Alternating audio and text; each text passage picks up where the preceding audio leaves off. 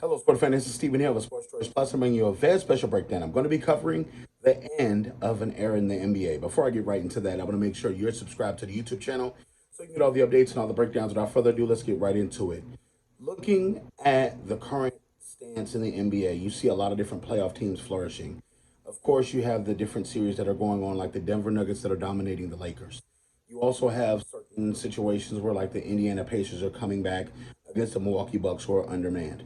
You also have one interesting look at Oklahoma City and how they're dominating the Pelicans. But one thing that I think stands out is the Minnesota Timberwolves are destroying and deactivating basically the Phoenix Suns. I think what happens is this is the end of an era. I think this is truly an ending of an era in a sense of we're starting to realize that maybe you don't need three superstars on a team to be dominant. Maybe you don't need three superstars on a team to really build a championship contender. Maybe you need one star and a lot of other great pieces. When I look at the Minnesota Timberwolves and I look, there's multiple talented players. When you look at the bench, when you look at the six man of the year, when you look at Carl Anthony Towns coming back from injury, when you look at the Frenchman playing in the middle, playing defense, and then you look at Ant Man. I think that what we're seeing is the swing of the NBA from the younger generation to the older. You're seeing they're being outplayed, they're out hustled, they're doing a lot of things, and the older generation can't keep up. From the sense of Kevin Durant being what he is, Devin Booker being what he is, and Bradley Beal being what he is, it looks like these guys are underprepared and they look like they're being outplayed.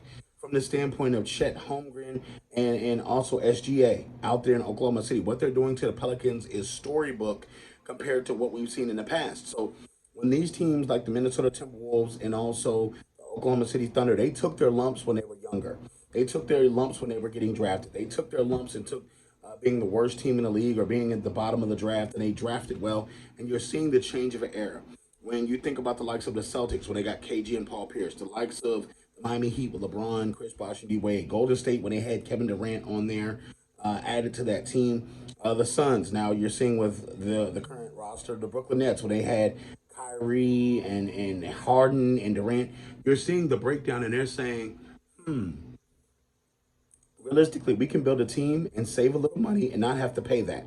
Back in the day when those, big three were together, a lot of the players that you had were quality players, but they weren't making 15, $16 million a year. They were making along the lines of 2 and 3 million a year. You can get a player option for a veteran minimum. You could get some guys like Shane Battier and Mike Miller. You can get those people on the cheap. Now that's no longer the purpose. That's no longer the plan because the NBA contracts have expanded. The money that's per year you have to spend is expanded, so it's a lot more. Your role players now are making 15, 16, 17, $18 million a year. So your superstars are making upwards of 50 million a year.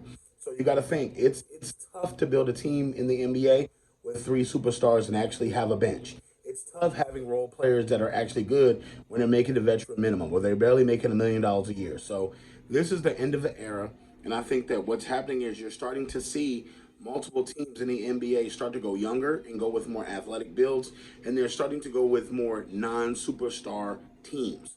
I think when you have non-superstar teams, it's less drama.